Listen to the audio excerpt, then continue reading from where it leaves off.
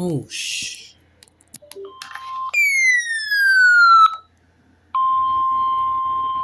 Whoa.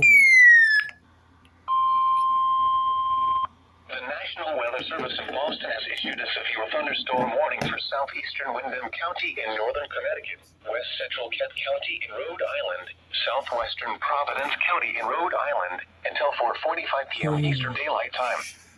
At 3:58 p.m. Eastern Daylight Time, a severe thunderstorm was located over Killingly, or 10 miles northeast of Plainfield, moving southeast at 25 miles per hour. Hazards include 60 miles per hour wind gusts and quarter-size hail.